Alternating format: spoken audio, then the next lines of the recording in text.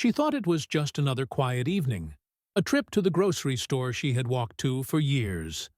But the whispers began before she even reached the parking lot.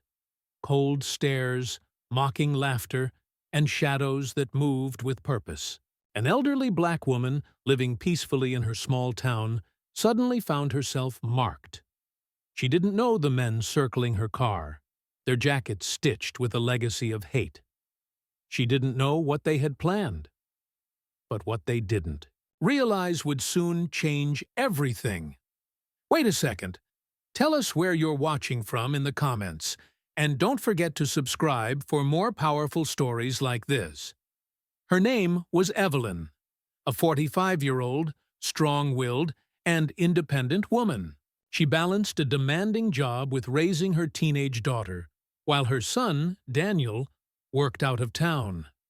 Life wasn't always easy, but Evelyn carried herself with dignity, never allowing hardship to define her.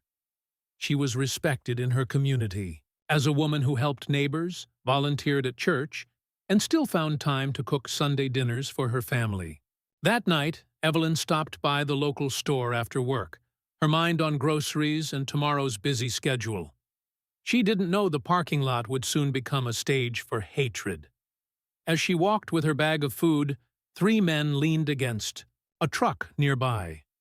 Their jackets bore symbols of a racist clan. To them, Evelyn was nothing more than a target.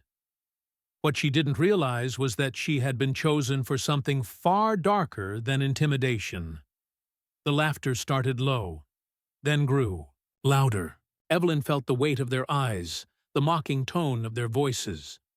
She tried to ignore it, keeping her stride steady. But then one stepped in her path. Another brushed her shoulder with a sneer. Her groceries slipped from her arm, tumbling to the ground. They laughed, kicking the bread across the lot and smashing the eggs as though it were a sport. Their words cut deeper than the shove, slurs dripping with hate, aimed to strip away her dignity. Evelyn's heart pounded, but she refused to cower. She had fought too hard in life to let men like this reduce her to fear. Still, danger was growing. One man swung a chain from his jacket, grinning as he closed in. Another whispered something to the third, who reached for his pocket. Evelyn's mind flashed to her children. Would her daughter be left without a mother? Would her son, who always promised to protect her, even know what happened? Her hands trembled as she stepped back, every instinct screaming to run, but her legs felt rooted to the ground. Just then, headlights cut through the night, flooding the lot with light. A car pulled in fast, stopping hard. The clan stiffened, their laughter faltering. Evelyn's chest tightened, unsure if this was a rescue or something worse. The car door flew open, and out stepped Daniel. Evelyn's breath caught, her son, standing tall, unexpected. But this wasn't just Daniel, the son she raised. Tonight, he was Special Agent Daniel Brooks of the FBI. His badge glinted under the street lamp, his voice steady and commanding. The men froze. Their smirks vanished as realization set in.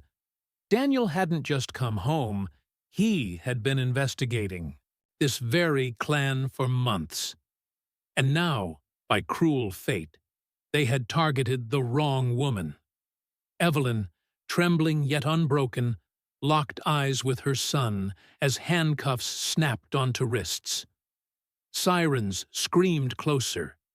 In that moment, the hunters became the hunted, and justice arrived faster than hate could react. That night ended with arrests, the racist clan in chains, their power dismantled. Evelyn sat in the back of the patrol car, Daniel beside her, no longer just her child, but her protector. She realized how close she had come to becoming another headline, another silent victim of unchecked hate. But instead, her story turned into proof that justice can find its way, even when hate thinks it has the upper hand. Evelyn's strength was not in silence, but in survival.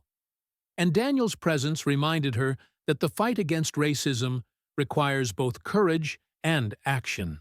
Yet the question remains, how many more women must endure moments like this before society finally says, enough? Share this story and tell us, which country and city are you watching from right now? Take care.